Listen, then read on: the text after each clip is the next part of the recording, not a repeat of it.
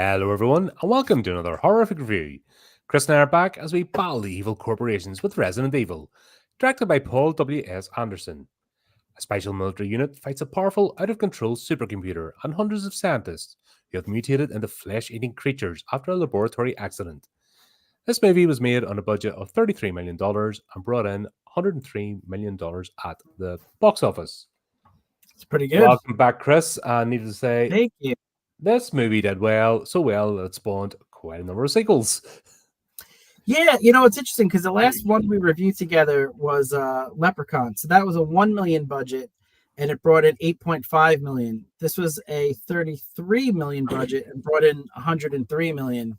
So I was just curious to start off, like, if you're a movie studio, like, what movies would you want to focus on? Would you like the lower risk, the better percentage of a return, or go big and go, which one if you were a studio? Look where we are now.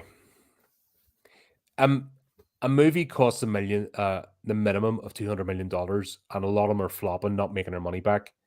Some of them up there ridiculous, nearly $500 million. When you add all the stuff that they try and hide from the shareholders, and they're tanking, they're absolutely losing their money. Yeah. They're not making, they're not even breaking even in a lot of these movies. The companies are in trouble. They're trying to hide it and doing a lot of coke, but their venture capital is running out, and they're seriously in trouble. Hence why this year has been mainly horror movies. If you think of all the movie releases this year, have been mainly horror movies because low investment. So if it goes wrong, the company isn't taking as much of a hit. It's a big percentage on return, so the studio should be doing a mix. It's already having the big budget blockbuster movie, summer blockbuster that you take the family to, but the culture has changed. People don't do that anymore. Yeah, that's true. So they're shooting themselves in the foot. They haven't changed with the cultural shift where you don't need to spend $300 million on a movie. And these are showing like 33 million reasonable budget. It's not tiny, but at the same time, it's not break the bank to these sort of companies, and the return's quite decent. Oh my gosh, yeah. See, I think if I was a studio, I would prefer the 1 million budget, because I feel like even when you start to get to like 33 million, which is a decent size, but it's not it's not huge yet. But still, you start to get that pressure and the deadlines and all the because it's a big amount. I feel like if you're a director and you have a 1 million budget, you have a lot more creative freedom. You're not getting all this interference from the studio. I just feel like maybe from a director standpoint, I would rather have a lower budget, and I feel like more of my original vision is going to get out there. But I can see the studio.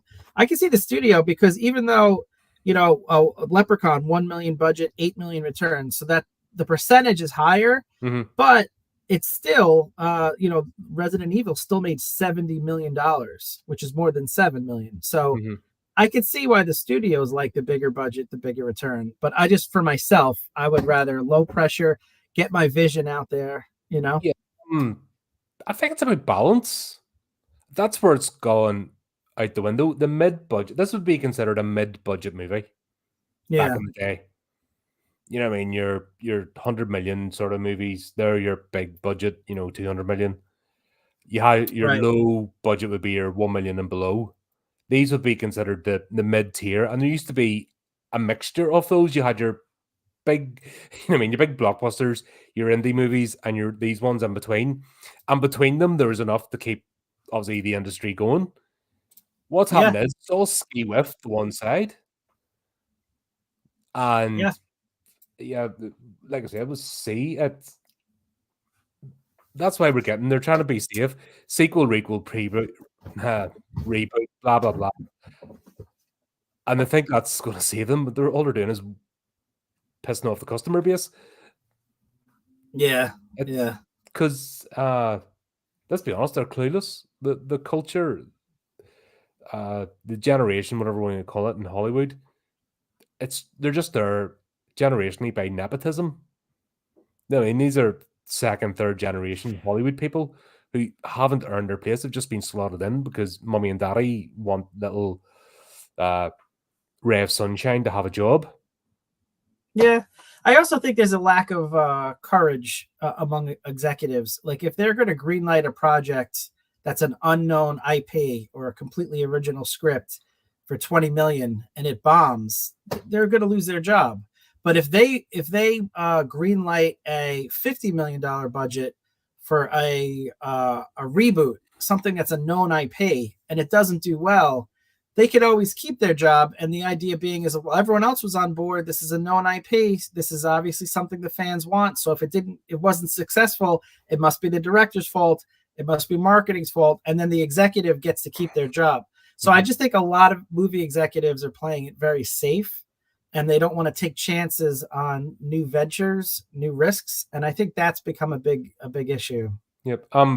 I think I've always made the analogy that Hollywood has now become the civil service. When you think about it, they're civil servants running it. They've got that civil service mentality. Oh, the money's always going to be there. We don't have to earn the money. Let's tick the boxes to show that we've done our job and we're fine. Yeah, pretty much what you said. It's that sort of culture. So movies like this, I don't know if I would say it would be groundbreaking at the time. That'd be a bit much. But it was a fun movie. They were taking a chance on a horror video game, bringing it onto the screen. Yeah. And I don't know, it just felt normal. This was normal. You get movies that you get other types of movies. Look at Paul W.S. Anderson. He was behind Event Horizon, one of the most iconic next to Alien, one of the most iconic sci-fi horrors out there. Don't know if you've seen it. I haven't seen it. Sam Neill, Lawrence Fishburne. Absolutely. Okay. Amazing. I gotta put that on the list. I have not reviewed that on the channel yet. I've done an unboxing of one of the got one of the, was it a Steelbook collector's edition? It was the 25th anniversary collector's edition thing I got. And yeah, I haven't actually reviewed the movie on the channel. It is great. He also I love sci-fi. Soldier. I love sci-fi. Have you seen Soldier? No, I haven't seen that one either. No. Oh man, yeah. That is a classic. That is an absolute classic. You've seen Mortal Kombat. Yeah. Mortal Kombat. Like, come on. Like, as cheesy as that is in the cultural zeitgeist. You don't make a movie like that and it lasts forever. Yeah. Anyone plays that tune, you instantly know what it is. And so I think it's interesting that the studio, decided to pick Anderson to do this because the Soldier was in 1998. It had a $60 million budget, and it brought back a $14 million return. So it was a commercial failure. Soldier. It became a cult classic, though. That's the thing. It's a bit like Dread all over again. It's not totally fine, but I just think it's interesting that the studio picked him to do Resident Evil when the last movie was such a box office failure. The year before, Event Horizon, also a $60 million budget, a $42 million box office. So two movies in a row, he failed to break even by a significant margin. I think the studio execs decided to pick him because a couple years before that, 1995, was Mortal Kombat, which was a $20 million budget, $122 million box office return. So I think the executives were actually smart in this case. They looked at it and they said, okay, Event Horizon, Soldier, those are unique IPs that didn't go well. The last time we gave this particular director a video game to convert into live action, it was Mortal Kombat, and that was a big success. So let's ignore the box office returns of Soldier and Event Horizon, and they used the Mortal Kombat as a comp to this movie, and they were right. It was the right move. Here's something I want to throw in there, just because of the time of release. Even if Event Horizon didn't do fantastic at the box office, it bloody well did at DVD sales or movie sales. Because don't forget, that was the market. That was a big market in that as well. Right. So that's one thing I don't think gets included in these figures. because it was a different time and a different focus. But they were also planning the box office could almost be a loss leader for an adult movie and a teen one, if that makes sense. Yeah. Because the home sales, the DVD sales, VHS DVD sales would make the money for the movie alone. Yeah. There was that aspect of it, which I don't think gets explored enough. Same with Soldier. Every time that was released for anniversaries, absolutely sold out. That was another one. That is an absolute classic. Yeah, but at the time they greenlit Resident Evil, I don't think they had all that information. I think the reason he got tabbed was exclusively Mortal Kombat. I think had he not make sense. I see your had he not directed Mortal Kombat, which was also a successful video game conversion to live action, I don't think he would have gotten this. So I think it worked out good for him. Yeah, and they were ultimately were proved correct because this movie did well. Yep, it's interesting about Event Horizon Soldier because they are absolute classics. I gotta check them out. I think Event Horizon was a bit much for normie audiences. It was never going to do well at the box office. It was a pure horror movie.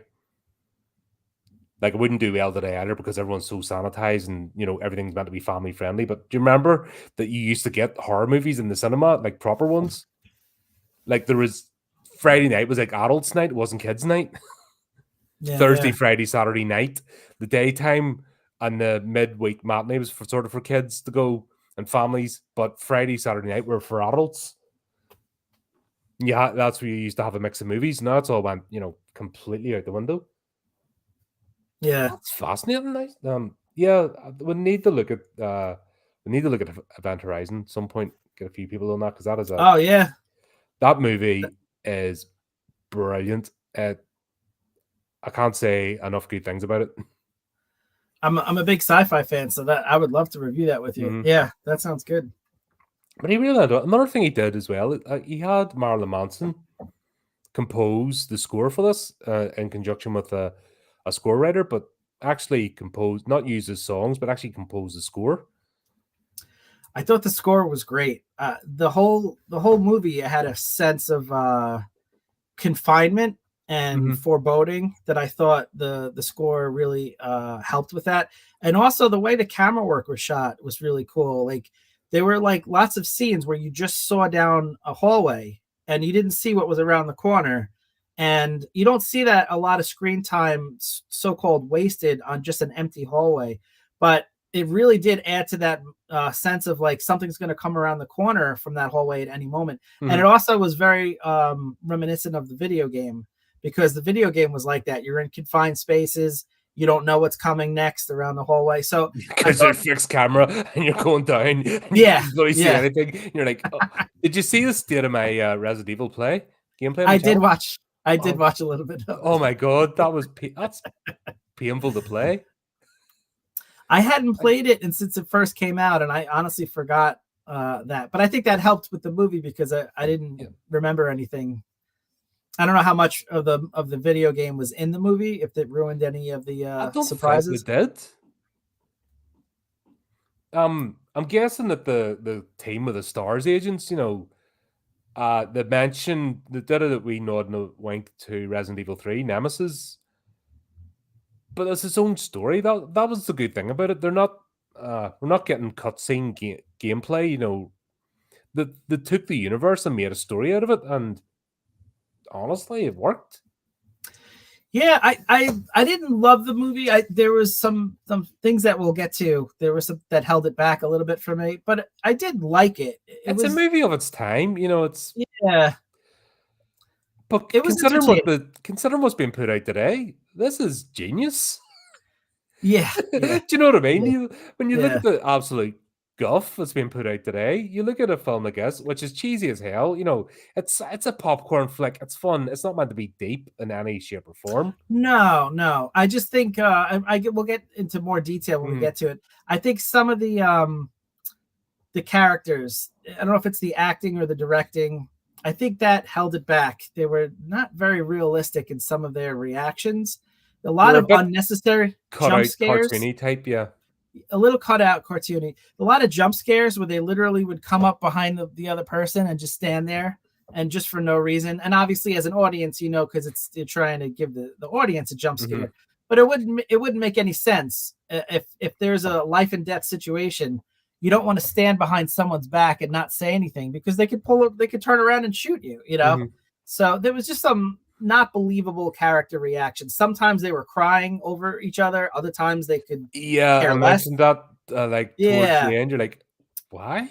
We'll get into that more as we go, but just some of that kind of holds it back a little bit for me. But it did, you know, really did translate the feeling of the video game as much as I remember of it into the movie. And I watched the behind the scenes with the director, and he said that his goal was not to recreate the video game, was to take that world and put you in a different section of it. Mm-hmm. So I'm guessing like the hive, the underground was not fully displayed in the video game, but it was. There's 8 Resident Evils. Right. You know what I mean? It's a whole franchise, and he hasn't just taken from the first game. The first game set in the mansion. You know, and that's it. Okay. It's the later games. I think it's Resident Evil 2's in Raccoon City. You know, and that's the one I remember. Can't remember. Yeah, I can't remember. There's that many, and I'm not a massive gamer, so I haven't played them all either. You know, but I've played some of them, and I just remember walking in like streets with like abandoned cars, kind of similar to the way it looks at the end of this movie. Yeah, I think that was my memory. Yeah, that was my memory of the video games. But so I think the director was successful. Like, don't recreate the video game. Take that world and put you in a different section, but still create some of those feelings, that the video game. I did believe it was in the world of Resident Evil. I did believe it. Yes. I felt it, and I think that's half the battle, isn't it? Yeah. What is it? That the Resident Evil TV show. I couldn't even finish the first episode. Oh wow! It turned into a teen high school drama thing. It wasn't the world of Resident Evil. I guess we won't be reviewing that like we did the Tremors TV show. No. Not even wasting time. And that was absolutely freaking horrendous. Honestly, I near threw the remote at the screen. Like, what the hell is this crap? It was bad. Yeah. And there's some cheesy sequels in this, and yeah, we'll get into those. They're fun. But see, to me, this whole movie was the opening scene for this movie was enough for me to enjoy myself. To me, that was a proper horror movie. That was scary. Where the AI, we don't know what's going on, but just all the people are getting, killed, and the vents are not even in a nice way. So the AI decides, okay, I need to kill these people, so I know what I'm going to do. I'm going to use a sprinkler system and slowly drown them. That's evil. That's twisted. Yeah, I think it's successful because it's kind of believable in a way. I mean, not necessarily, but we're not that far away. Like, picture like a giant, corporation, like an Amazon or a Tesla or something like that. They have some terrible secret that's going to take the company down. You don't think they would be willing to sacrifice some people to preserve the entire corporation? I can kind of see it happening. There's another movie called The Tower. I don't know if you've seen that. No. It's basically about a tower block, an office tower block that's controlled by AI, and it goes rogue. Okay. If you want to go even more cheesy, there's a movie called Chopping Mall. Okay. It's an 80s tastic movie where they have robot like cleaners and stuff. They go rogue. So this is oh god, that movie's so daft. It's brilliant. It's so much fun. But there's one called The Tower, and it's similar. No, just that's why I think this could be a horror movie on its own. Just the AI going rogue to keep a secret. Exactly, especially when you think about it from the AI's perspective of zeros and ones. Like, that is the most efficient way of containing this outbreak from getting into the world. Is like, okay, we could sacrifice 100 employees as opposed to infecting 13 million in the city above. Like, it's just a math equation, and it's a very simple, thing for the AI to do. So it was effectively scary. That was a great opening scene. Also the fact that there's nothing built in to go, oh right, contamination, let's lock down and call head office and get instructions. Yeah. It's like, I know, let's lock down and murder everybody. Yeah, that's one of the plot holes, I think, that holds the movie back for me. Is it definitely could have been handled a much different way. It could have communicated to the surface better. Emails are handy. Yeah. Email ends up in your inbox. Contamination breach. Do you want me to massacre the entire staff? Yes. Reply yes or no. Yeah. Click yes or click no. Yeah. But I mean, I think that could have been solved very easily from a writing standpoint. All you had to do is just incorporate the fact that the AI has gone rogue, that it's going against company procedures, and there could be a million reasons for that. The programming was off. Like it was, the programmer who was trying to put his daughter into the AI. They alluded to that the programmer designed it to look like his daughter. The Red Queen was Emmy Stone's the Red Queen daughter. Yeah. Yeah. So maybe in the programmer's efforts to make it more lifelike, like his daughter, he added like programming that is impulsive, just like a child, because it was a child that he was programming, his daughter. So maybe, in her childlike, programming, she decided to not listen. Yeah, or not listen to the outside world, not just like a kid doesn't listen to a parent sometimes, which, you could have added just a couple of lines of dialogue that would have fixed that plot hole for me. So that holds the movie back a little bit from being great, but it's still good. Yeah. Like I said, that in itself, a rogue AI just deciding to wipe everything out, and then they don't know why it's happened. Yeah. Because it hasn't communicated, which the common sense part of your brain goes, contamination, lockdown, yes, clunk, all doors, nobody's getting out. B, email the corporate center, right? Let them know what's happening. Deal with it appropriately. The knockout gas as well getting into the mansion, which was basically a really advanced guard post. I would not mind that security guard job. You live in a mansion, you get all the money, and you don't just like camp out in a mansion. You're given all the wealth and stuff to pretend to be living in the mansion, and a wife, and all the nice clothes, etc., and dining out and stuff. Like, it's not as if it's just here. You're in here. Yeah. It does seem like an awful waste of resources for just 2 security guards. Yeah. Which I'll get into a little bit later on. Yeah. But I thought that was odd. But yeah, let's knock out the security guards. That's part of the protocol. Who you might want to inform there's been a breach, so they can tell. Something's went wrong, and I think because, like you said, they didn't put anything in the dialogue saying the program has went up the left. Something's went wrong with the program. Right. They didn't really emphasize that, which could have, like you said, just really tidied this all up. Absolutely, because then from the outside world, the Umbrella Corporation, which supposedly has access to thousands and thousands of employees, the reason that they only sent in a small strike team is because they're not communicating with the Red Queen. So they don't want to waste or, put at risk a larger task force until they know what's going on. So that's why they sent in a small, task force just to go in, report what happened, and come back out. That would have made more sense. We really didn't find out why are they only sending in a few people. Why isn't the Red Queen talking to the outside corporation? Like, some stuff is, could have, like you said, could have tightened up the script a little bit. Yeah.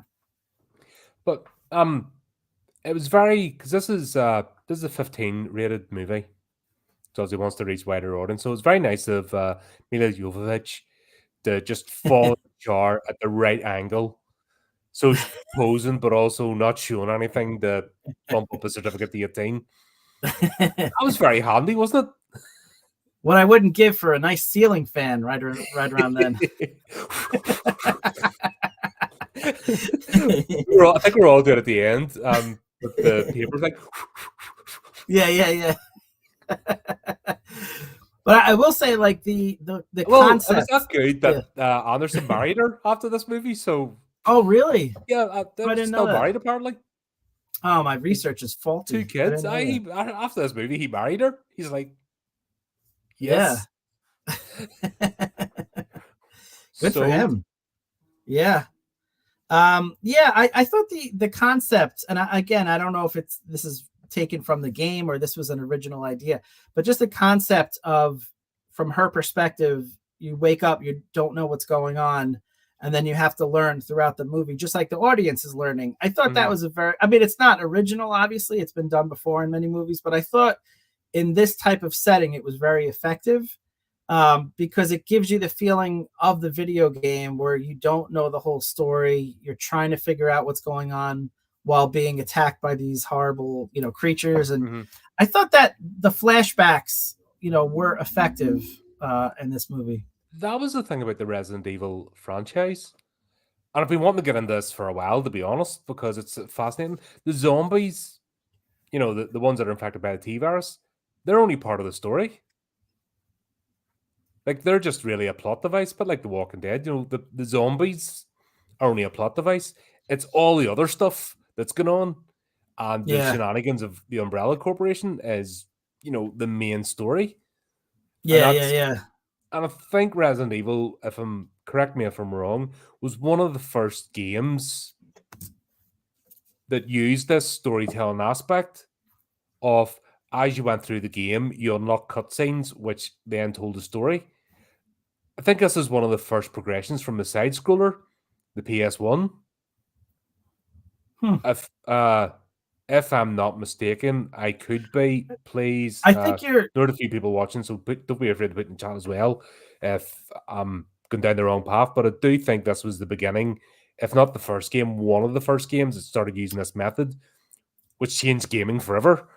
Yeah, I think you're right, because it couldn't have happened much sooner because the technology just wasn't there. Like this video game, when it first came out, really pushed the limit of what was capable in a home console, like a PlayStation 1. So it couldn't have happened before that, I don't think, because the cutscenes took up so much. Commodore 64. That's basically wasn't it? That was I had one Commodore 64. I was in the evil side. I was a Spectrum one. In fact, I started off, my first computer was a Spectrum 48K. Oh wow, 48K! Wow. The Spectrum, the Specky rubber key. I don't know if you remember that one. I've heard of it, but oh god, man, that was something else. Like, and the keys got stuck in off because it had like a stainless steel like cutout thing over the rubber keys, and that came loose and all. Oh god, it was only a wee thing like that side. It was tragic, but I had to start somewhere. Absolutely. I think it was did the Dreamcast come out at the same time as this? I feel like the Dreamcast that didn't last. I do. No, a friend of mine had it. Yeah, I think the Dreamcast might have been like an answer to the PlayStation. So I think the PlayStation might have came out first. They tried that. The Sega Mega Drive. I don't know if that. Yeah. You know what I mean? We're gonna have to. This is the start. You know what I mean? Nintendo got in first. You had the original Nintendo. That was like the first cartridge console. Sure. Well, no, it wasn't. Sorry, the Atari. It was the first. It was the first popular one. Yeah. Attempted that. Sega then came along and PlayStation round about the same time, and there was sort of the Master System. Obviously, I think the PS1 came in after the Master System, which might have been, I think he's called it Genesis over there. Yeah, Genesis. Yeah, Genesis. I think it was around about this era. Okay. This was all groundbreaking stuff. Yeah. You know what I mean? The world changed. There's no if, buts, or maybes, and this movie was tapping into that. For sure. And it gave you that feeling of the video game too. Like I said, with the confined space and everything, it did a good job of translating your memory of, at least mine, memory of the video game and into how movie form. useless combat daggers are. Yeah. Fucking stop this zombie! It's a big. Why have you got a knife this size? And you're like, X, X, X. And it looks funny too when you're watching it. Not that it's your fault, because I remember it being just as frustrated back in the day. But it is funny though, like you're getting attacked by like a rabid dog or something like that, like down below, and you're like stabbing forward and it's attacking you down here, and you just keep stabbing and missing. And the knife's thorn, it's a big knife. Yeah. It's one hit with that thing. It's not like a pen knife. Yeah. Butter knife. May as well be a butter knife. It is funny. Oh dear. Then we get the so we'll have the whole scene with the hive, and we get a wee bit of exposition, bit of foreshadowing to what this place is about. We'll again get Alice sort of waking up and going around confused, and I love the way the door opens up and she's the semi-automatics are there and stuff. She's like, oh, instead of, oh, right, must be mine. I love the overacting, if that makes sense. It was funny. Yeah. But I did like when she tried to like copy the handwriting, because that was sure cool. That was her. Little things that got are cool. That was cool. I like that. That's what's completely lost today in movies. They've completely forgot about the little touches. That didn't cost very much in the 33 million budget for this movie. Yeah. That wasn't an expensive trick, to have somebody write something on a bit of paper and her do it. But in storytelling aspect, that's really good. Oh, it's not me, right? A couple of seconds of a scene, but we're already know there's somebody else involved without a whole load of exposition. Today, they'd spend 5 minutes explaining, I'm not the only person in this house. There's somebody else. Blah, blah, blah, Yes, I feel it's a great point. I feel like movies today just think the audiences are dumb, or they're very big on speaking down to the audience, so they don't trust the audience will get concepts. Not everyone. There's certain directors like Christopher Nolan, and ones like that I don't do this, but I do feel the majority of directors really do speak down to the audience. So something subtle like this, I agree, wouldn't happen today. Instead, they would explain it. They would have like inner dialogue from her, and it's just not the same effect. That one thing of her trying to copy the handwriting, so effective. Mm-hmm. Yeah. Yeah, and that's we're sort of getting the scene right. Something's not right here.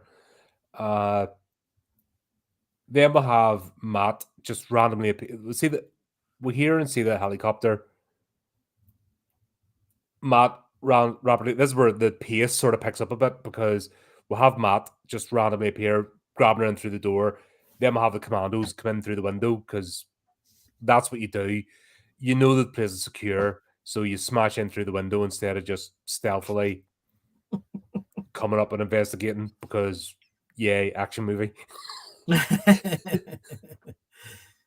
That's a good point. Yeah, I didn't think about that. That's true. And plus, if this was Secret Facility, would they not be armored windows, like reinforced glass? Yeah. Like, if they went to this trouble to build a bloody mansion over the entrance, surely they would use toughened glass, even if not bulletproof, but toughened glass. Yeah. I just love to have seen one of the things go, yeah, splat, slowly. And Alice is looking, what's that at the window? All the commandos go boop, boop, boop, boop, boop. Like pigeons flying into the window. Yeah. But yeah, obviously they're trying to reach the action movie audience with this. It's obvious, right? But like Mortal Kombat did, even if you weren't, you can see the similarities, can't you? Yes. You never had to play intentional.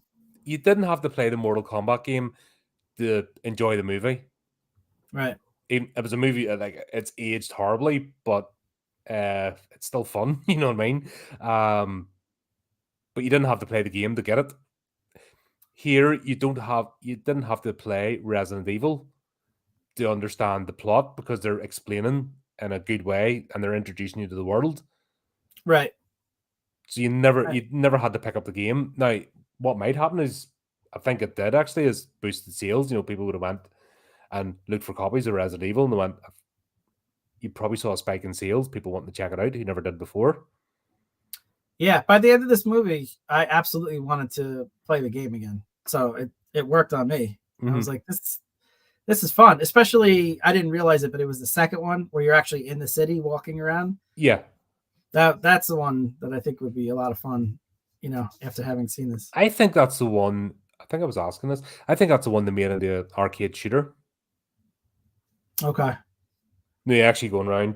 Yeah. I remember that one. I think it's Resident Evil 2. They didn't just make it into a PS game, they made it into an arcade shooter. I was trying to figure that one out. It's still around. Like, I played that with my son, like, fairly recently in the arcade. Yeah. Oh, that's a great... you learn very quickly. You just don't go around blasting things. Yeah. Because they don't go down. So you have to, like... It's problem solving still, even though it's a shooter. It's a bit more... complex. God, I spent too much money on that thing. I was bloody remember being broke one weekend off that. Like, I'll not even say how much money I put in, but it was like pound of time, dink, dink, dink. Fuck, come on.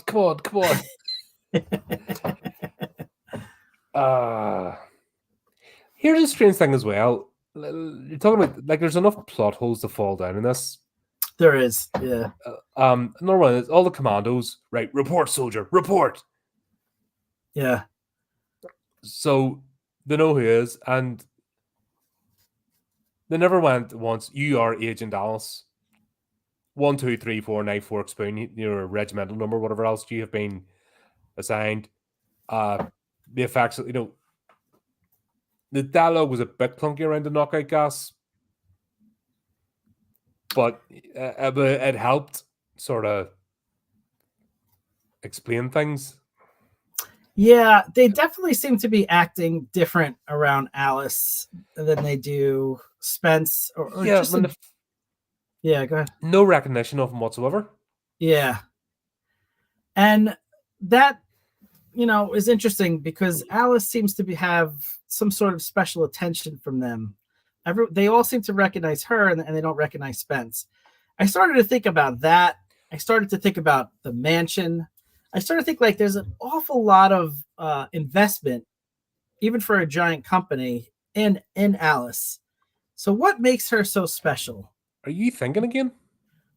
It happens once every 2 weeks. You know what happens when you start to think? Yes, I do. To the Crazy Theory Cave. Let's do it. It's a theory. It's a Chris. It's a theory.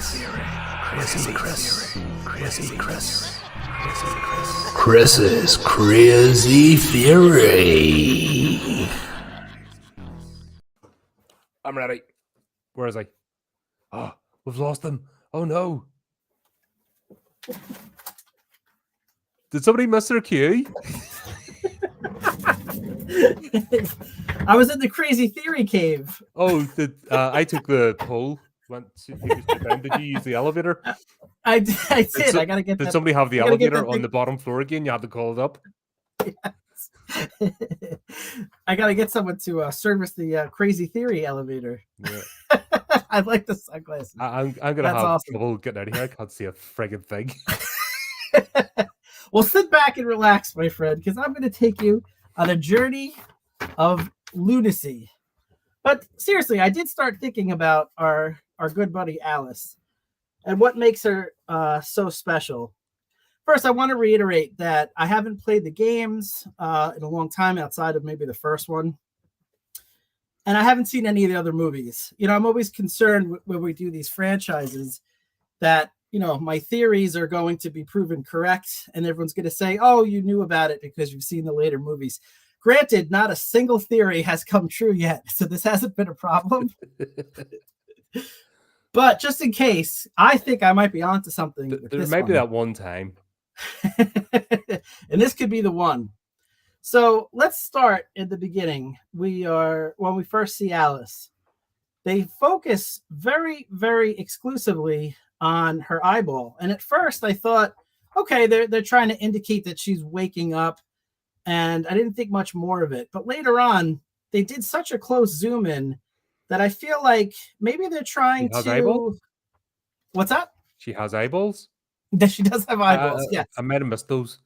I might have been looking elsewhere. Oh, yeah. You were waiting for that ceiling fan to kick in. Oh, absolutely.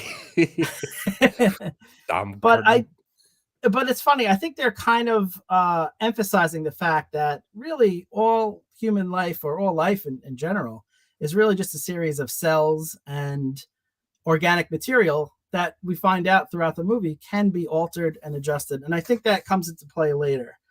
So we do see throughout the movie, and I'm going to be jumping around a little bit, we see that she finds these incredible abilities to, she shoots without missing. She can do incredible things later on where it's a little hard to see, but she jumps on this zombie and the puts her thighs around the guy. Not the worst way to go. Back one. I want to be a zombie. I'm cramping. Not the worst way to go. No, and then she does this incredible twist where she snaps the guy's neck. So she's got these incredible abilities, and I started to think, well, maybe this is like the movie Bourne Identity, where she's this secret agent that has these abilities that come to light. I don't think that's the case. I think it's more like, oh yes, also I started to notice this. So she has these scars, right? We see one over there, and we see another on her shoulder. That's the one from her falling.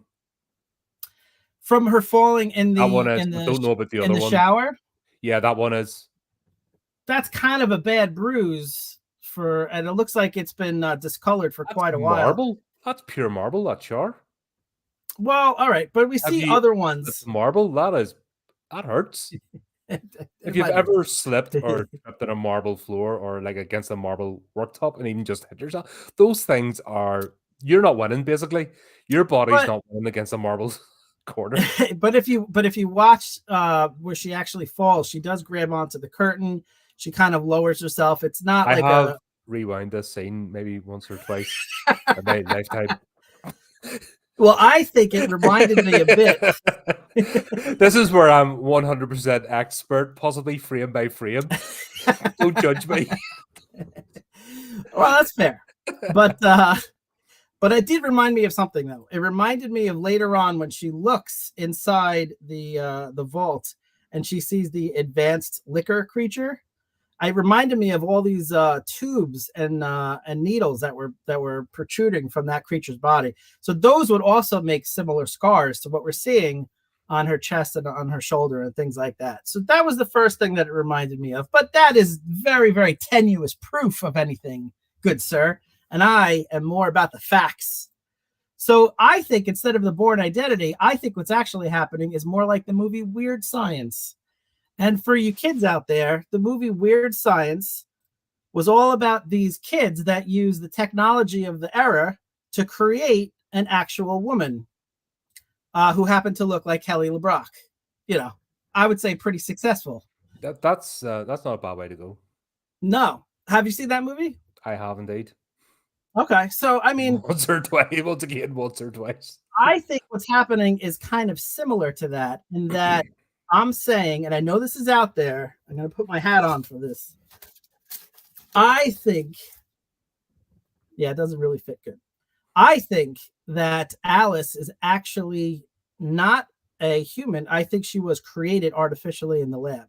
Now, this is, a big thing to say. I have to have some serious proof to back up such a ridiculous claim.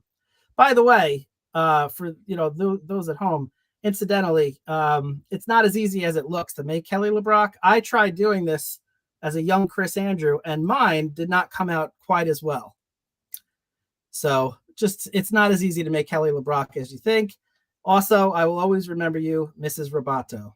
Cheers. Okay. But there's more proof I have that she is actually not just a human secret agent. So what does she have? She walks into the room and she has a red dress. I think this is the director using symbolism to tell us what's actually going on. All right. She wears the red dress, looks great in it. I think the director's doing the same thing as Quentin Tarantino did for God loves the movie. Oh, the vampire one. Oh my god.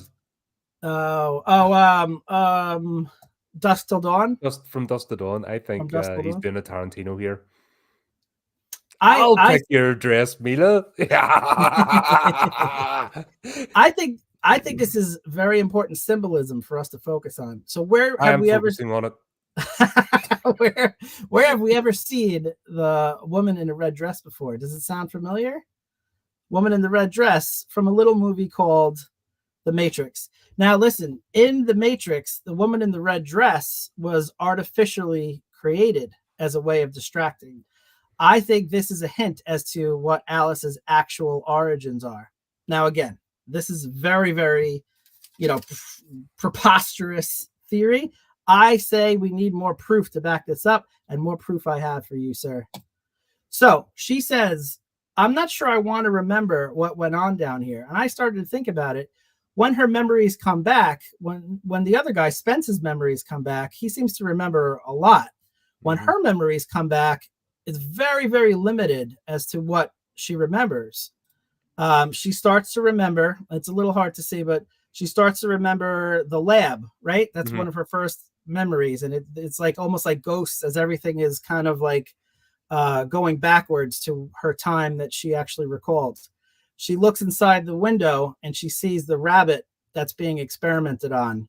She sees the fluids and everything going into this poor rabbit. Well, look at this rabbit's eye. That looks like a human eye. And what I think is actually seeing is she's remembering herself being experimented on. And she's using this imagery of the rabbit as a metaphor for her own experimentations. More proof, I say, or you say. You didn't say. But I think you need more proof. Oh, okay. You did say. So another image that she focused on, one of the few images that she had, was of these statues outside in a forest. By the way, we got no images of her family. We got no images of any friends, of any activities outside. It seems very odd, but it wouldn't be odd if she doesn't have any memories to begin with, only what they gave her. Because again, I think she was artificially created in a lab. One of the images that the director gives us as another clue to help us is this image of this statue. And I started to do some research. I ran it through the old lab. I crunched some numbers and tried to do some information on what this actual statue is. And it reminded me a lot, what I found, of the Archangel Azrael. And the Archangel Azrael, for you kids at home, is, let's see. Wasn't Azrael your angel in Anomaly? No, but close to it. Mine was close Michael, to it. If I remember rightly. Yeah. But Azrael is a religious figure who, according to religious texts before the creation of man, proved to be the only angel brave enough to go down to earth and face hordes of the devil in order to bring God the materials he needed to make mankind, and was later known as the angel of death. So the materials needed to make mankind. Interesting symbology that the director chose. Again, just like the red dress, he's trying to give us hints that Alice was actually created in a lab. Later on, at the very end of the movie, the scientists say, oh, we have to test her to make sure she doesn't have... What's that? That's a wrong shot. Could you not have gone a second and a half? No, this is the one at the very... Oh, I know which one you want to see. You want to see this one? Yes, that's it. Sorry, be back in 5 minutes, folks. Well, 5 minutes, good for you. That's twice the stamina that I have. But listen, so at the end of the movie, this is my last bit of proof.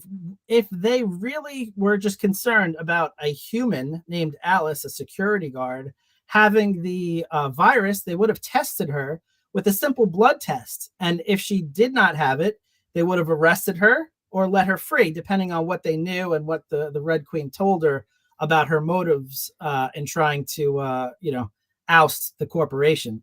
they certainly wouldn't have hooked her up to 8 million different tubes and put her in an isolation chamber and look at all the experiments they're doing on her. No. She is more than just human. It would explain her abilities. It would explain her lack of any memories besides the very rudimentary memories of the lab.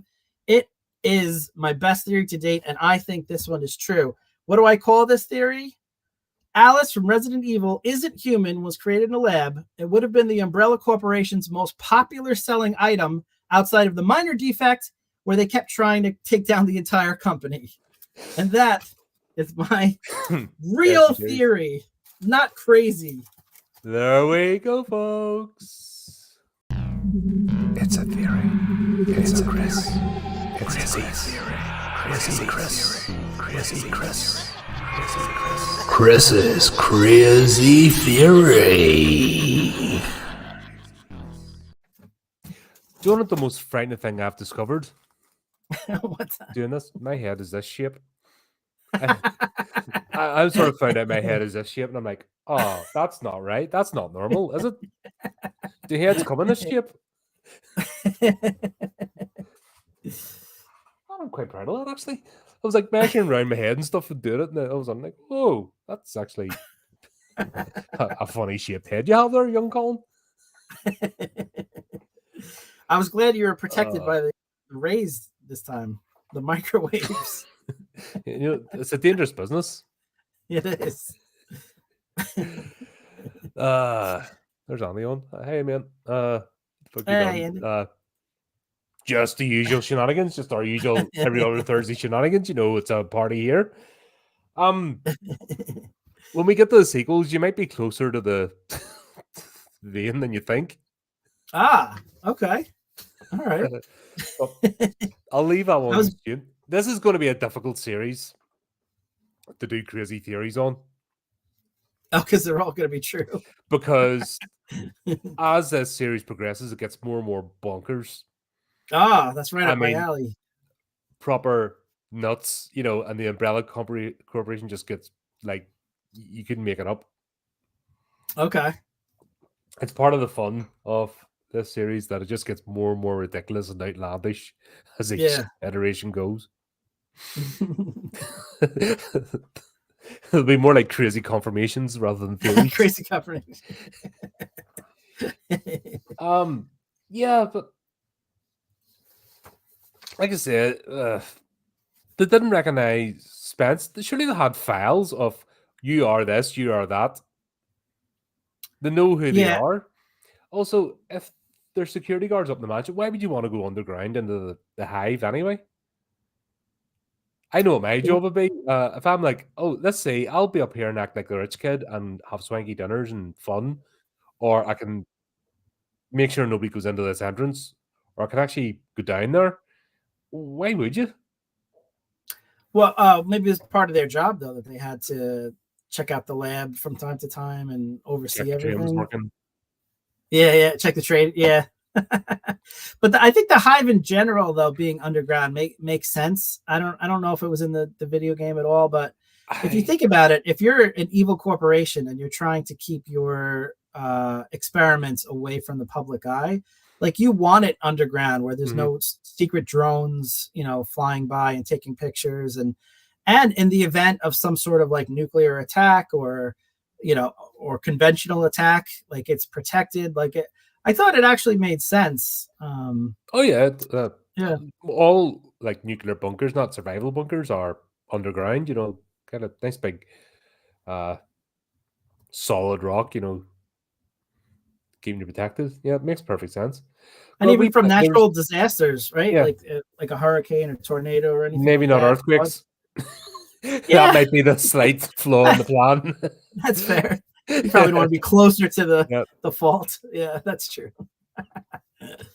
Dear.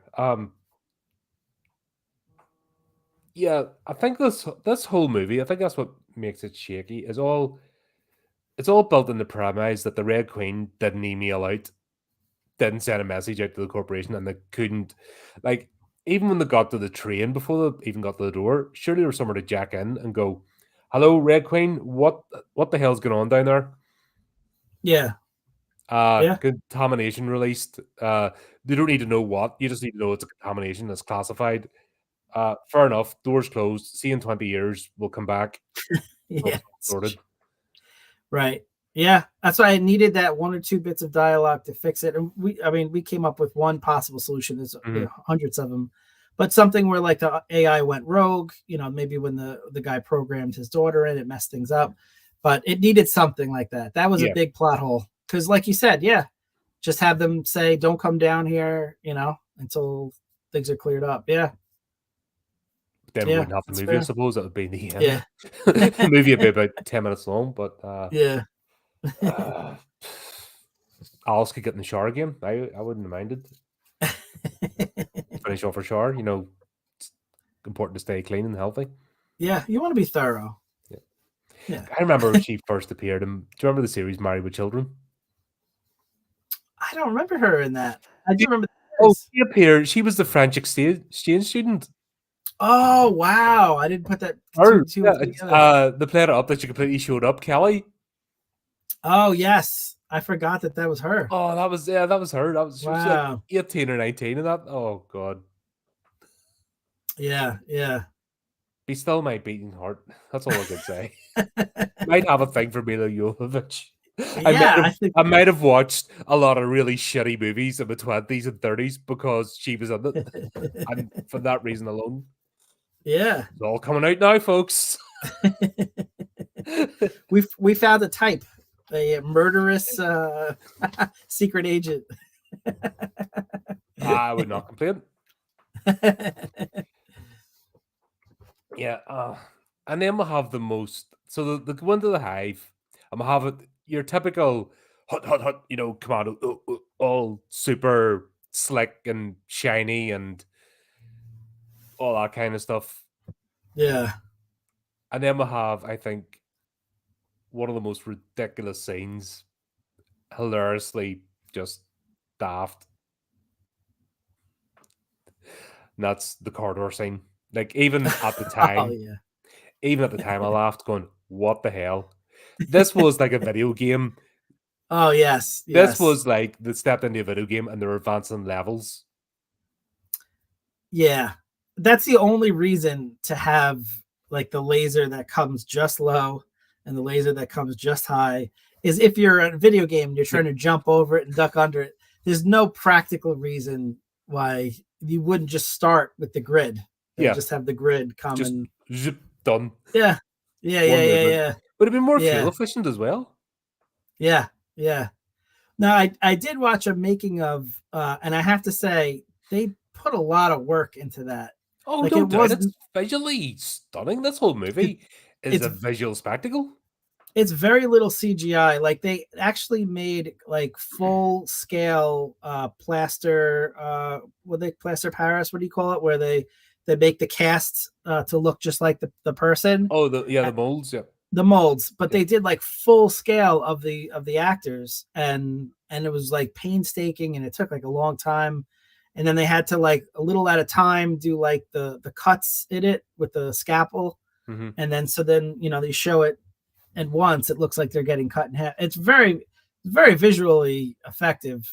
It was odd. It was odd, like the way like they were reacting, like the captain. He was like very still. I know he does say "oh shit," but then he stands very still as he's being, and then he just falls apart. Like I would be like, yeah, but at the same time, I would be cursing, and I got that moment of he just dead. Like stood very stoic. Yeah, like I'm dead. You know that sort of I'm dead. There's literally nothing you can do. Game over. Yeah. Who knows how we'll all act in that moment? Oh, I know exactly how I'll act. It's a whiny bitch. I will be a whiny bitch in that last moment. Yeah, this was the first time that sort of effect of the slow cut, and the things that has been now overdone a gazillion times. And it started with this movie. This is the movie. I believe this movie is the first time they used that effect of, the cut and then pause for a second and then the body part sliding off. Oh yeah, Final Destination. We saw that like every other. But they came out after this. That's what I mean. They every other kill they used it. Yeah. Blade did it. God, what's that other? Equilibrium, if you remember that one. No. Christian Bale. Have you ever watched movies? Oh wait, sorry, you're a Star Wars fan. You don't know anything good, do you? I am. This is all about learning curve, isn't it? I am not doing good today. I'm like 0 for 7. Can you tell that I might have spent like way too much time watching loads of shit? I would go to the cinema, right? And I would watch like double features. Like if I had a Saturday off, I'm down and I'm watching the matinee and I'm watching one in the night and I'm just cramming like 2 or 3 movies in. That was a whole day out to me. Yeah. My DVD collection was frightening. Nice. You know, I just got I got all the cheesy sequels. Like if there was a movie out and there's like 10 straight to DVD sequels, I got them all. I'm just like, you know, that was me. That's why I've seen things like American Psycho 2, which is not recommended for anybody. You know, I've seen movies like Wild Things 2 and 3. Yeah. You know what I mean? Those movies exist and I've watched them. The entire Leprechaun series, you know, things against this series, you know. Yeah, I should have maybe done something a bit more productive, but it's a legend to hear. But you know what's cool? The horror packs, because that's like really one of the only ways you can get like actual media, you know, instead of like, you know, digital downloads. I wouldn't subscribe to anything digital downloads. I don't see the point because all I have to do is there was one I signed up to years ago and then they took down the platform. That's it. Your money's gone. Yeah, I remember when we were reviewing the Tremors TV show. I found it on one of those free services, a Freevee or one of those, and it was great. And then like halfway through, without any warning, they just took it off that platform, and we had to do a review like 2 days later. So I had to like, you know, buy the actual media like online through like Amazon or something. It came like just in time that morning. And that's the problem is like with the digital stuff, like you think you own something or have access to something, and then it's taken away like without any notice. Well, that's why I bought for this. I bought the six Blu-ray set. It's only like 14 quid. It was ridiculously cheap. Nice. That would cost, you know, cost 3 times as much renting off Amazon. So I just went and bought this. You know, the 6. It's in the link, folks. If you want to check it out, in the description. Links in the description. Nice. But I bought that, and I'm like, happy days. Then I don't have to worry about hopping between because Tremors was really hard to get hold of. There's other ones. God, I regret buying. What the hell did I buy? Oh, Sharknado. I bought the Sharknado one. That's a regretful purchase. That thing's always going to be looking at me from the shelf. Like the person you bought it. The person you bought it from is like, really? Are you sure? All right, I guess. I'll get some money in the post. We're sorry you had to go through this. Yeah, but yeah, this is a fun series. But yeah, things like that. This is where you can tell it's more of a visual spectacle than worrying about hard plot and storyline. Right. It's still bloody better though than the shit we get out today. I enjoyed it. It was fun. The characters are still moving with purpose from A to B, and even the scene at the train where we've established that the know Alice and the trust her. They're just waiting for her memories that, you know, the gas to wear off. So they explained her because she's going to know anyway once the gas wears off. So that all made sense, but it was a nice wee bit of exposition while they're going down a train, not doing anything else, just to let the audience know what the hell this thing is. Right. Things that are cool. Yeah. That reset button though, do you know that reminded me of a big wind up, you know.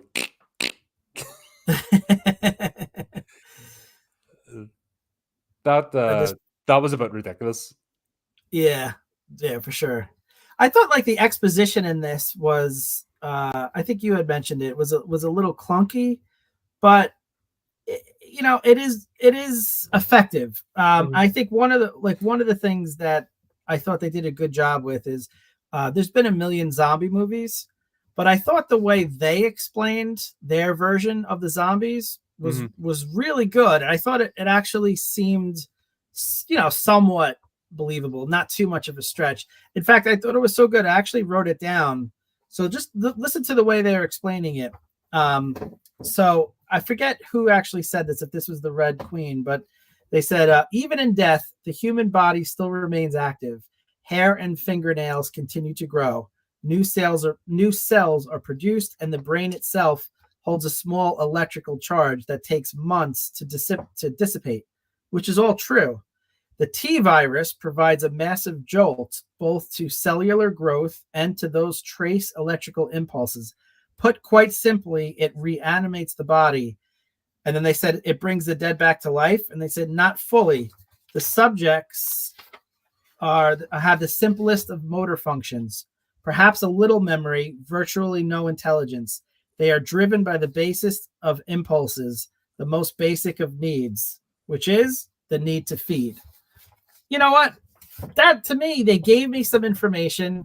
They made an attempt. They didn't just leave it to your imagination, or worse, they didn't over explain it and give me 10 minutes of experiments. It was just a very simple 1 or 2 sentence explanation, and I was fine with it. It was the Red Queen that was explaining that, Alice, after they installed the EMP, and basically they had her, which is another strange thing as well.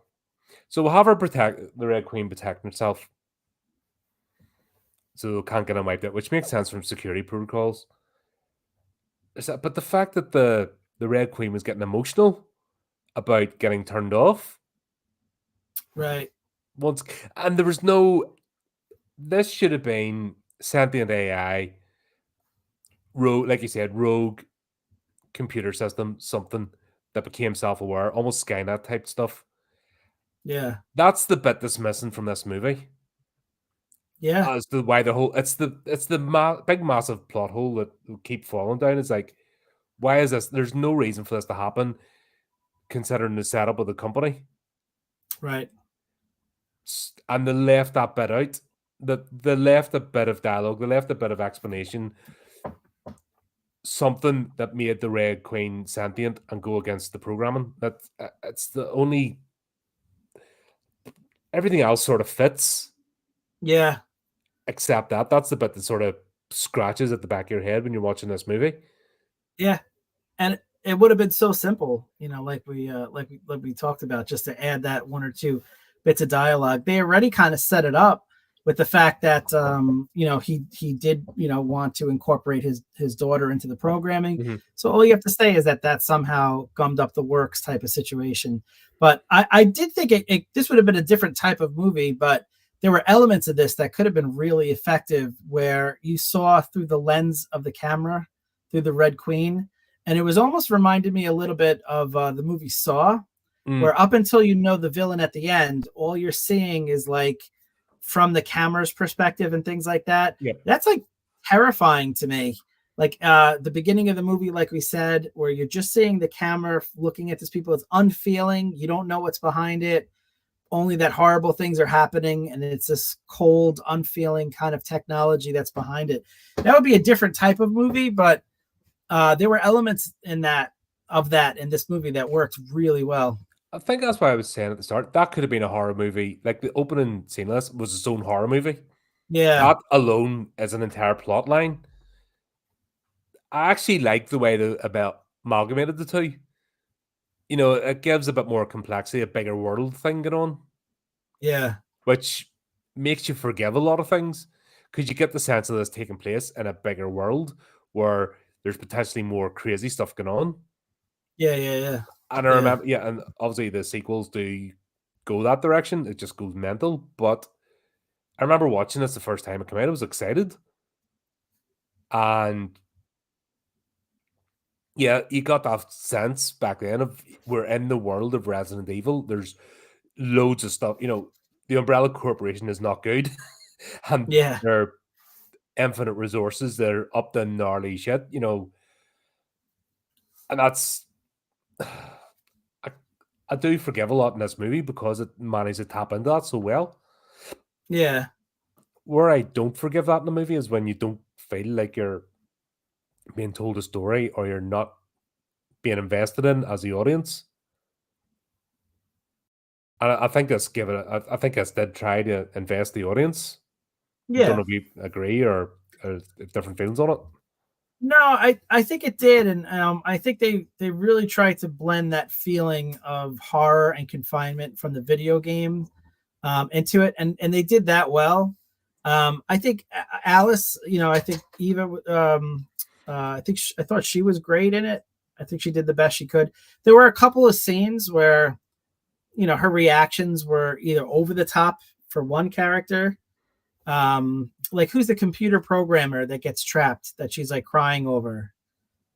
He gets stuck on the pipe, and yeah, I can't remember. He was a bit character, yeah, it was a weird reaction where she was like all of a sudden so upset for him and didn't care about any of the other people that died. And then at the end, she gets like really upset at this guy that she just met. So it's like her human, reactions are off. Yeah, the police officer. Yeah. And again, my theory plays into that. If she's still learning her human emotions because she's created in the lab, that would make sense. But if my theory is not right, it just seemed like her reactions were a little bit disjointed. So things like that kind of hold it back a little bit, but still effective, still fun. Yeah. They're also hinting as well.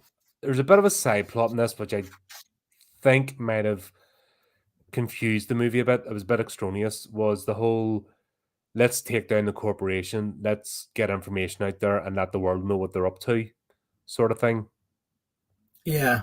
I thought that was a bit over the unnecessary. There's plenty going on in here with it just a straightforward AI gone rogue, killer virus being released, and it's a place where gnarly experiments are happening, and once the safeguards come down, the gnarly experiments escape.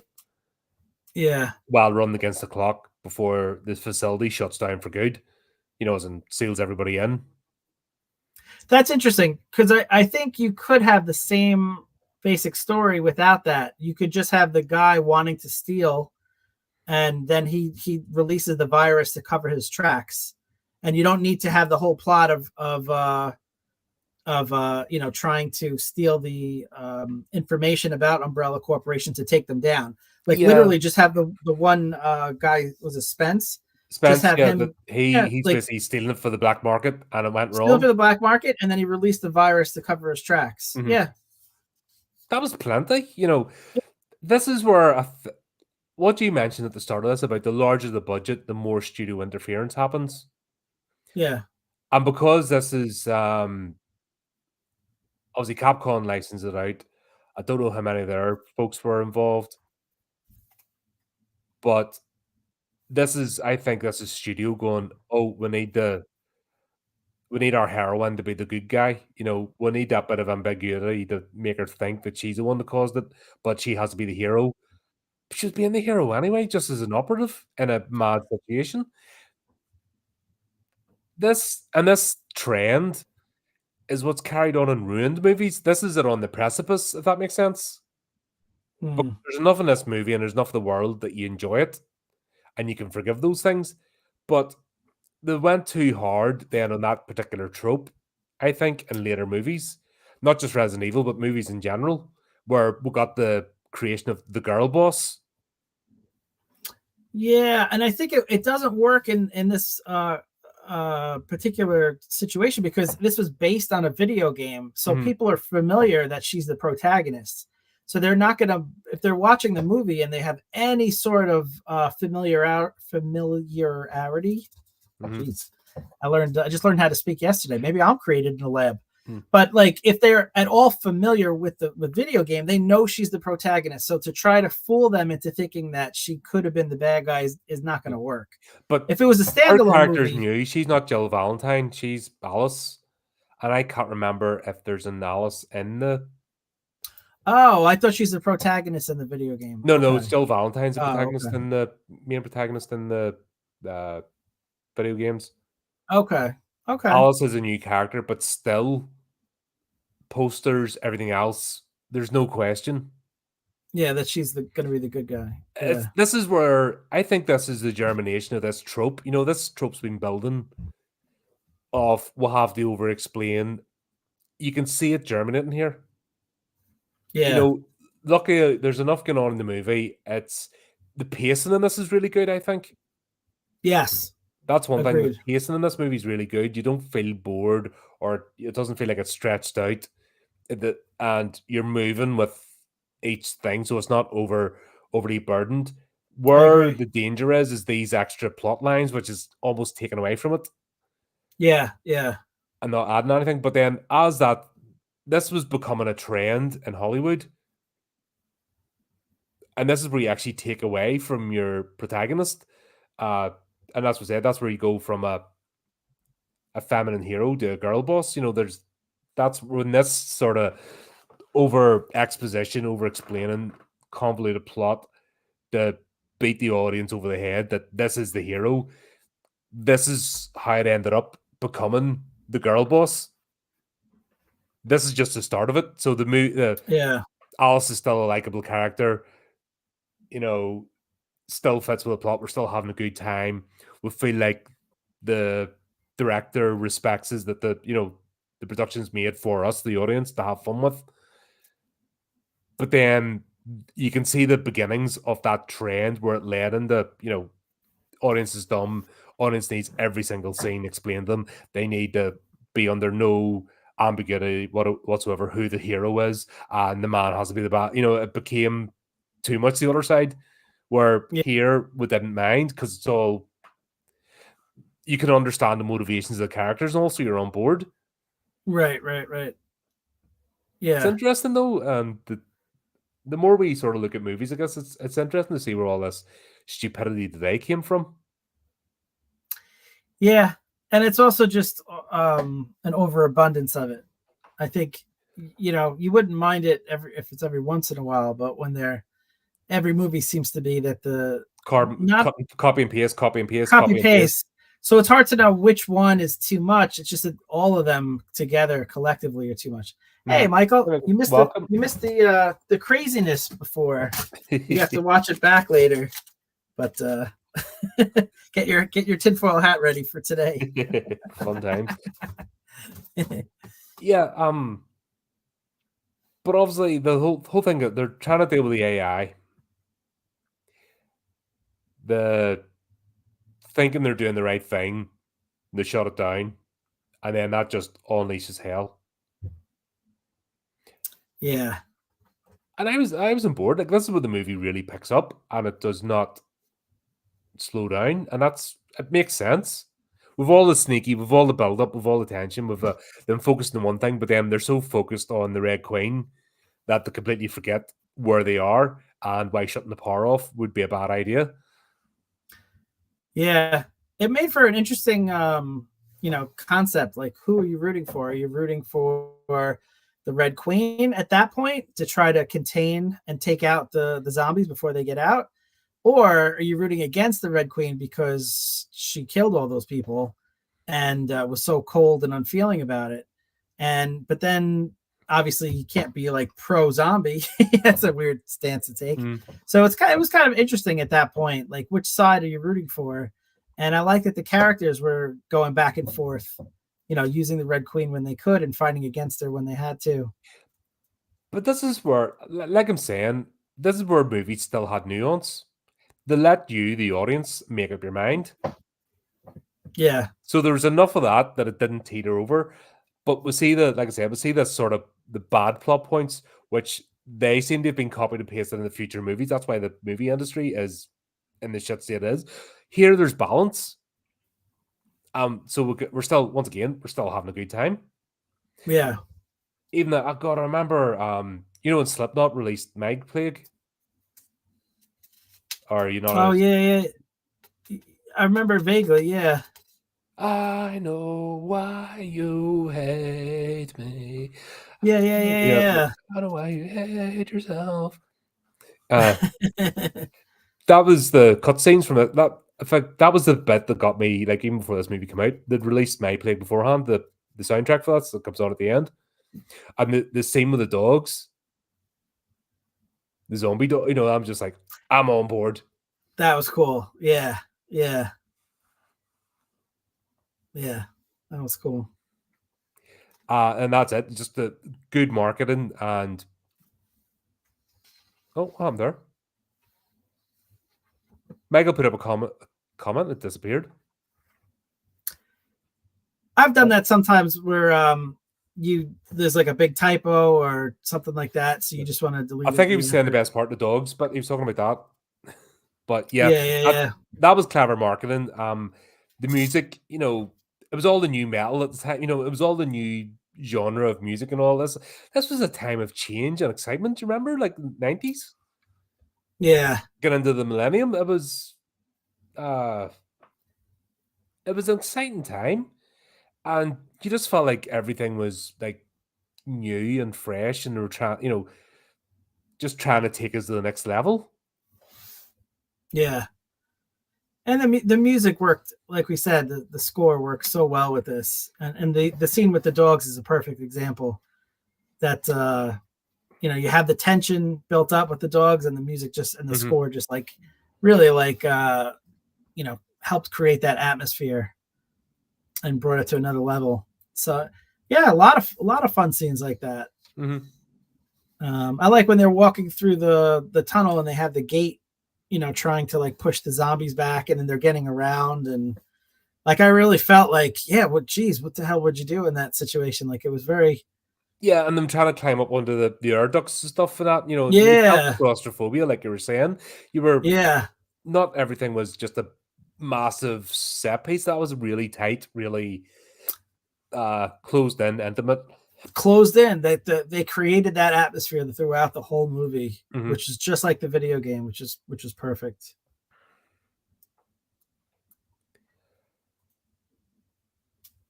The reboot. I know there's a couple of anime series films as well.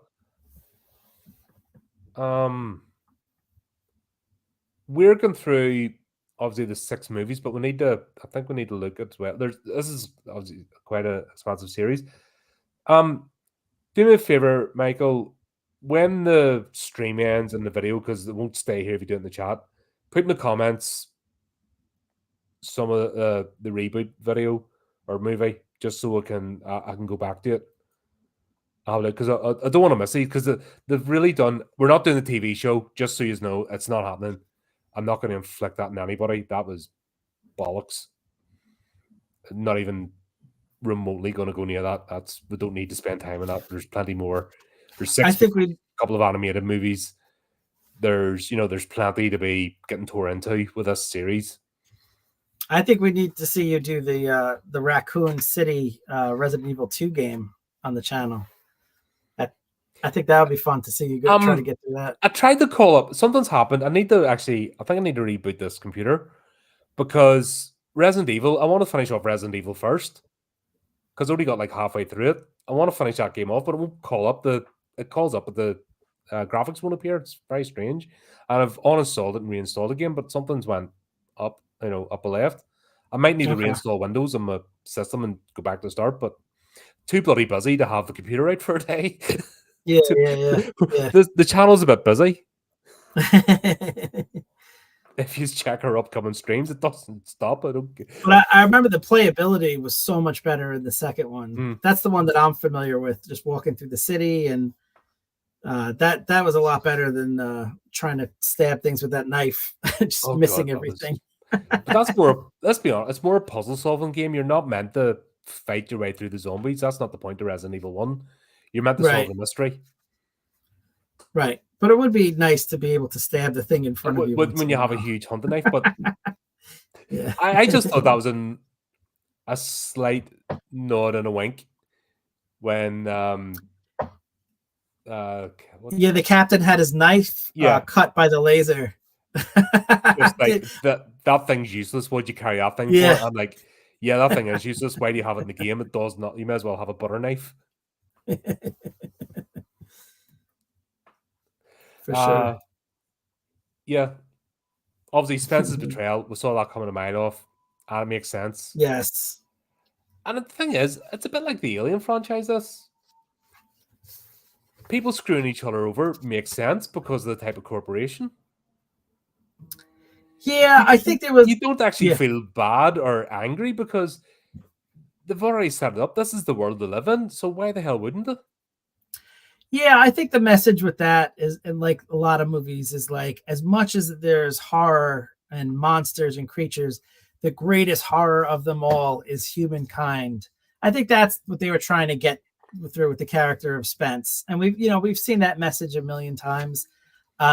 It's fine. It didn't really bother me, but I do think it would have been a more effective horror movie if you had the Red Queen being more of the villain instead of Spence. More focus on the Red Queen. Yeah. Just like I said, the detachment of a cold AI killing you is there was very, a lot of very build-up scary. And not very much payoff with the Red Queen. Yeah, we had that great, the laser scenes, great, but I would like to see more of that and less Spence being the villain. But I think this is where this movie started getting made by committee. Yeah. Let's throw this in, let's throw that. This had this whole convoluted plot. Take down the core. It's funny that this weird message in Hollywood, take down the corporations. By the corporations, it's it's like somebody going, they've got their Starbucks cup, down with capitalism, and their eye thingy, latest edition that, and you're like, Colin, I don't know what you're talking about. Yeah, but you're not making sense. It's keep going. I don't know what you're talking about. Yeah.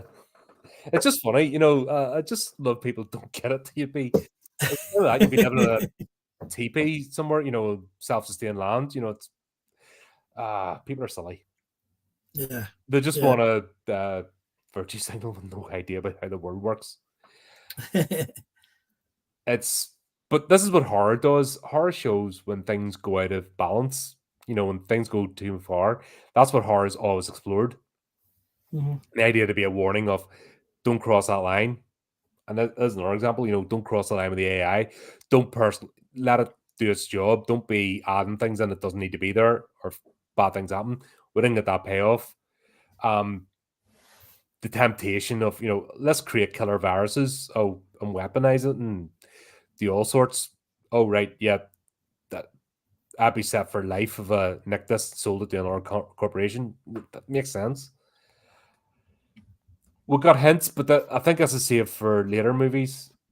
Because this is like, I think they knew they were going to be making more of these. But like the Lickers, for example. Yeah. I looked at it. It was early 2000 CGI, but they look good. So, yeah, go ahead. I don't know. I thought they worked.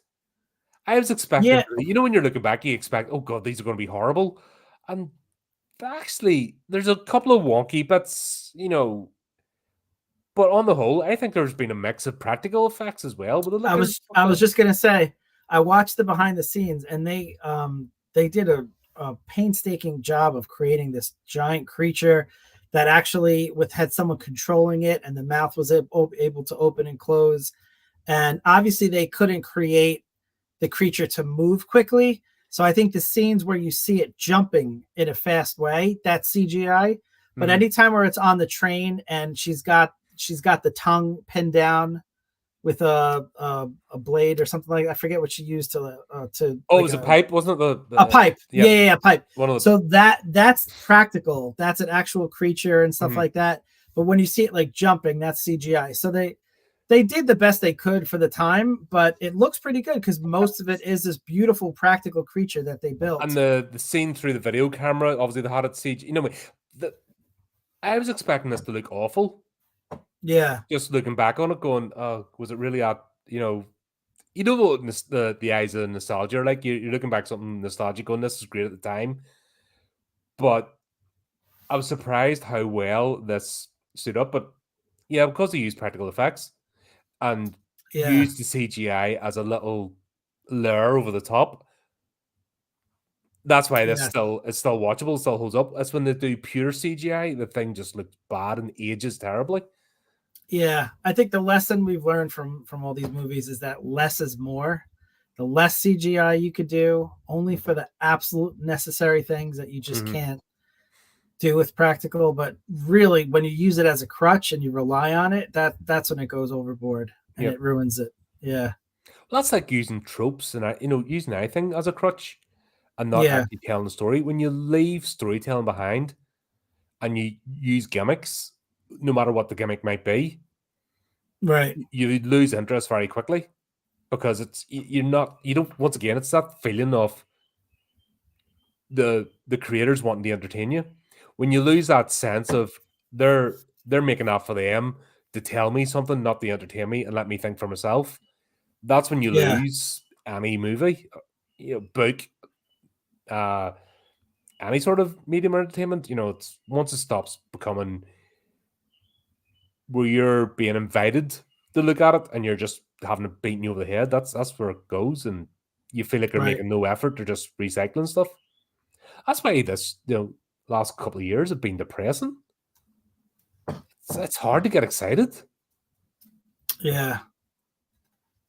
There's always a few gems here or there, but it's but generally it used to be you looked forward to the weekend, you look forward to the movie release, you look forward to the summer. No, it's like, oh God, what now? What are they going to read now? Yeah. That's fair. Yeah. We had the whole thing with Rain. That was another strange plot. She gets bitten earlier on. Yeah. And she does when the plot decides she's going to turn, where everyone else turns like almost immediately. Right. I will say I was a little fooled. I obviously I knew Alice was going to survive, and I figured one other person was going to survive. I actually thought it was going to be Rain, just because the emphasis about finding the cure in time for her, the antivirus in time for her, and just the way that they were focusing a lot of the attention on Rain throughout the movie. I was like, oh, okay, those are probably going to be the two people that survive. So I was a little thrown when she turned at the end, but again, it was weird how Alice like reacts so emotionally to her and not to some of the other characters, because she's only just met her, an hour ago, So it was strange. Once again, this is the movie being made by committee. Yeah. Because it's such a well-known franchise, because it's like a big thing. And that many entities, this has been the executives in the background sticking their oar in. Yeah. You can kind of see it, which is never good. Yeah. It's back to, I think we've both said this. If you're hiring a director to do the job, let the bloody director do the job. If you're hiring a writer to write something, let them bloody write. If you don't trust them, don't hire them. Right. It's if you're an executive, your skill set is in, the money aspect, absolutely, but you're not a creative. And if you hire a director, you have to put your faith in them. And I know it's tough. A lot of executives feel like if I'm going to get fired, I want to have some control over the projects that I pick and how they come out if my job is on the line. But you can't look at it that way. You got to put your trust in the director and the writer to do the job that you hired them to do. It's micromanaging. You know yourself. Nobody likes to be micromanaged. Yes. And never leads to good places. Any workplace, if you feel like you're having somebody looking over your shoulder all the time, waiting to jump on you for the first mistake, you're on edge, and it's just natural. Yeah. And if you've got experience and if you're an expert and you're, Anderson has a good CV. He's some good movies behind him. And even at that stage, like I said, the home rental sales, it's not so much now, but back then, the home rental sales would have made up for the box office. Event Horizon is a classic. You look it up, you look at any review. There's no. I want to review it. I want to review it on the channel. That sounds like a good one. Absolute classic. Soldier, like you find a bad review of Soldier. It's a well-loved movie. It's a bit like what happened to Dread with Carl Urban. Unfortunately, that's what happened. But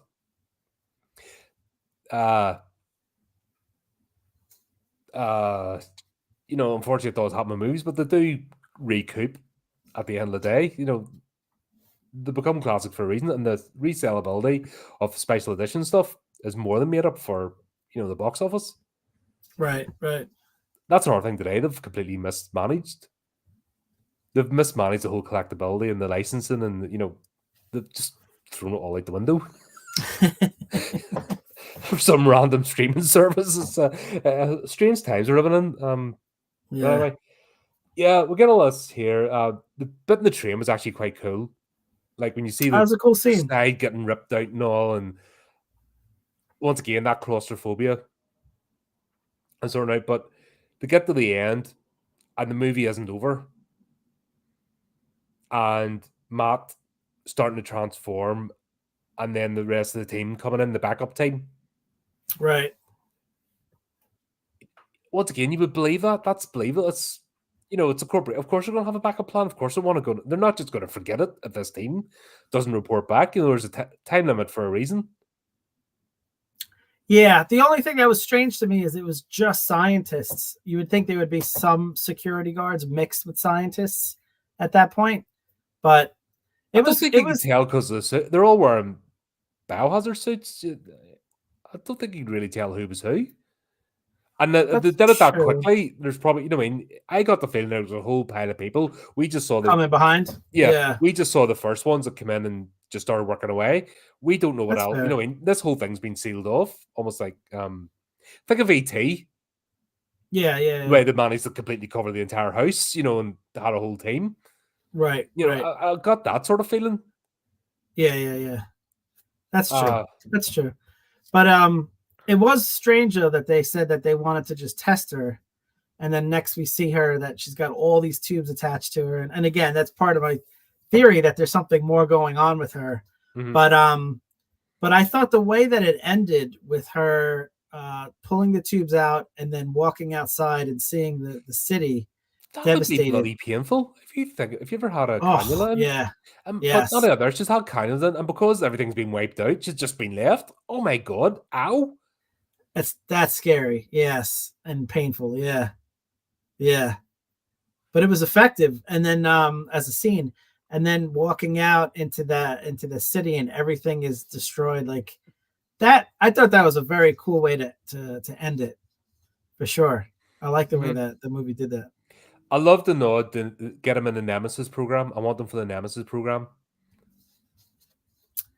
See, yeah, I haven't played the game. Resident Evil 3. Nemesis. Okay. So I take it that he's going to come back and I'm not going to spoil it, but anyone who has seen the series knows where this goes. But that's it's a nod to Nemesis, and I like that. Yeah. Like, that's one of them pumpy art. Yes, yeah, they get it. They know me. They're dangling me in. They're like, we'll be back. I'm like, I'm coming.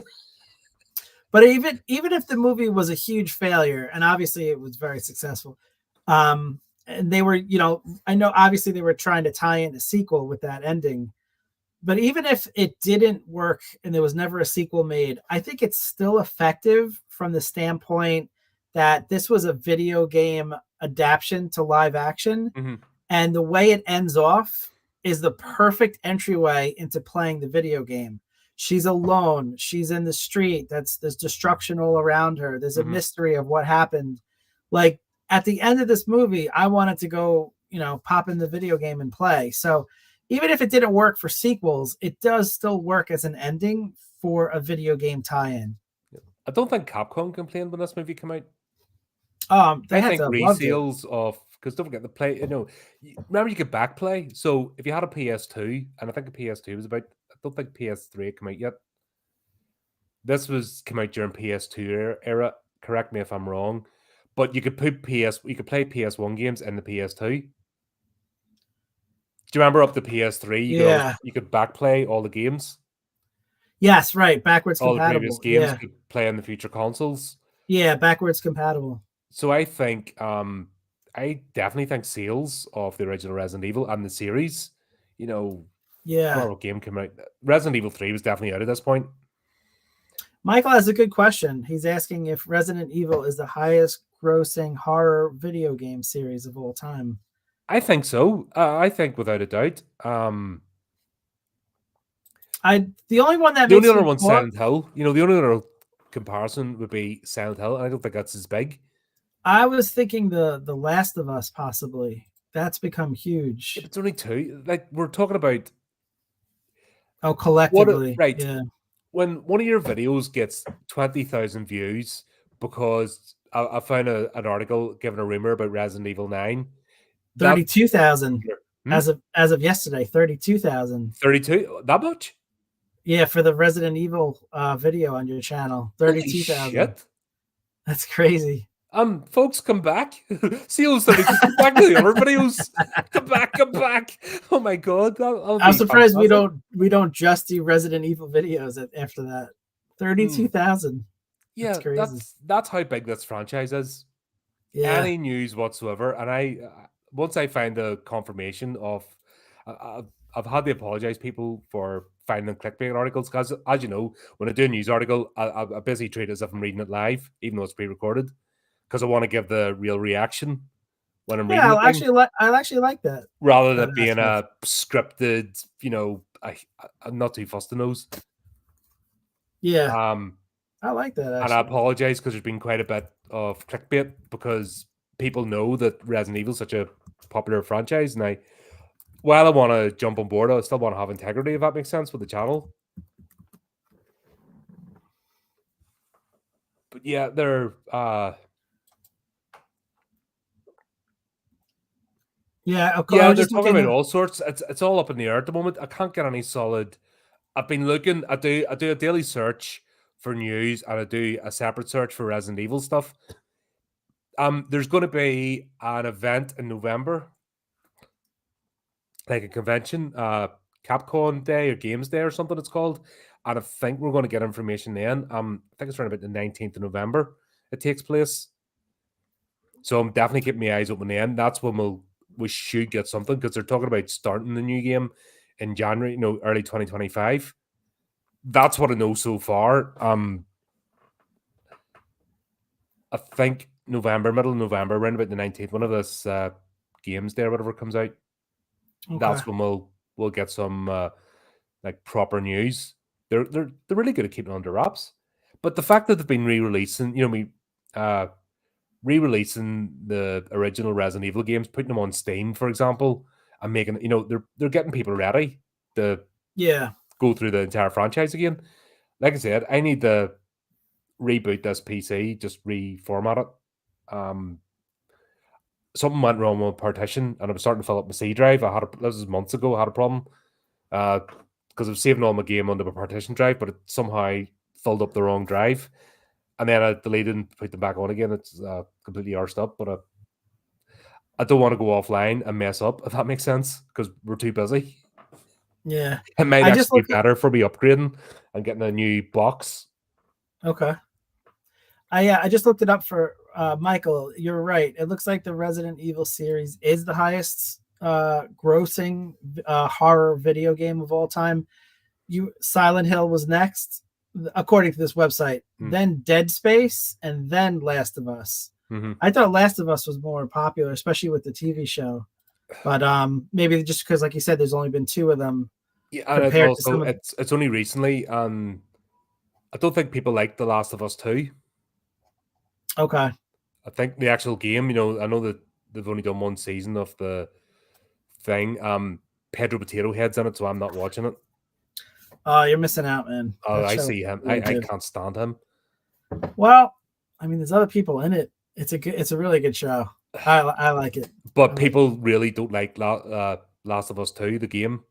They said it was just... I've heard that. Yeah. So if the TV show is going to come out, season 2 is going to destroy season 1. Because people are going to react badly anyway. They're already primed. Okay. So that's going to kill that as a franchise, where guaranteed Resident Evil 9 comes out, everyone's on board. No F buts or maybes, knowing that is going to absolutely take off. Yeah. It's been Resident Evil Village, for example, that was one of the highest grossing games. Like, that was amazing. I haven't played the Resident Evil games in so long. I'd be kind of curious to see what it looks like with, Resident Evil 4 Village. Yep. It's never evolving franchise. And they're going back into horror again. So they sort of went into shoot 'em up, and they're going back into horror because the people are getting a bit annoyed. And it's But I'd be amazed to see with today's technology what a Resident Evil game could look like. Because the ones I remember playing are so old. Well, Resident Evil Village, honestly, that is proper. Move around for first person camera angle. And never mind our lovely lady with the big memories, but the monsters and stuff that you take care. I can't remember her name, the countess. She's hardly in it. Actually, she became one of the most used memes, but she's not really a big feature. She's like one part of a level in a game, but the rest of the game's brilliant. Yeah, that's what I said. Pedro Potato Head. If I see him, I'm not watching it. If I see he's in something, the only time I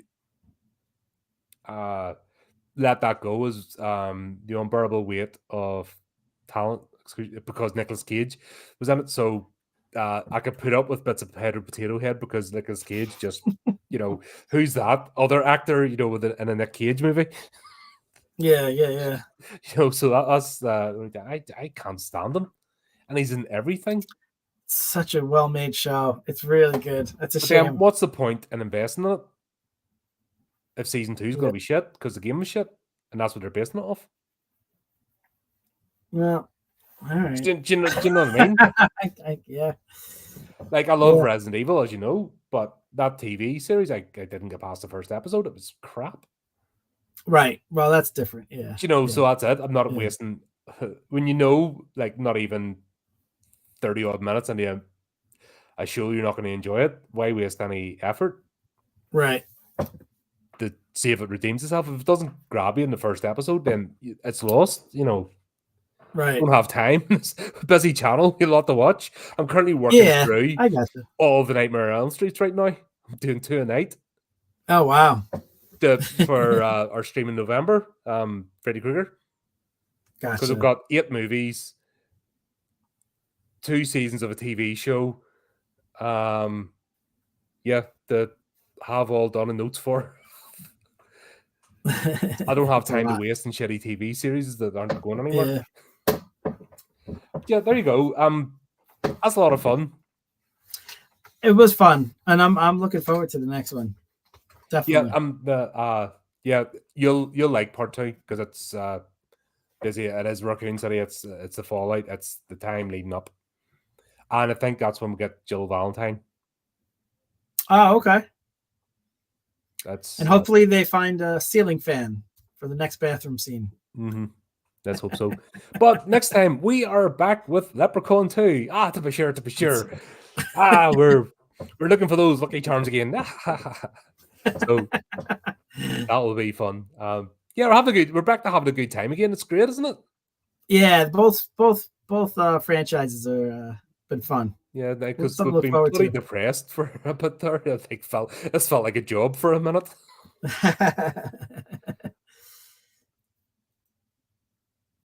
Guys, watch from the. Are you talking about the Resident Evil TV show? That's one I said. I didn't get past the first.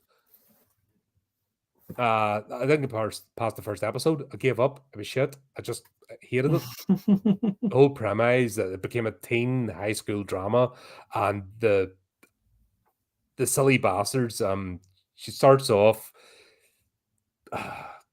letting rabbits out and cutting herself and doing weird. It was all that's weird. Stupid. No, but it was dumb. The whole thing was just dumb. This is intelligent. This is pristine intellectual writing compared to the TV show. This is like a Clockwork Orange or something. Yeah, this is deep in so many levels compared to the this is a cheesy action series. I have no bones about that. I'm not afraid to say, this is a cheesy action series, and I love it because I have a thing about Mila Jovovich. You can stick her in anything, and I'm happy. She's late teen, early 20s crush. You know, what can I say? Forgive me.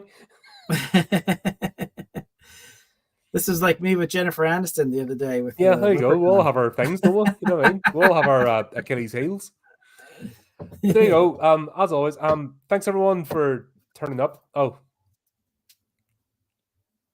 Lily the Myth Screw. Yes, absolutely. Good job, Michael. Yes, that's it. Thanks for jumping on, Michael. Appreciate you. Andy, everyone else, thank you.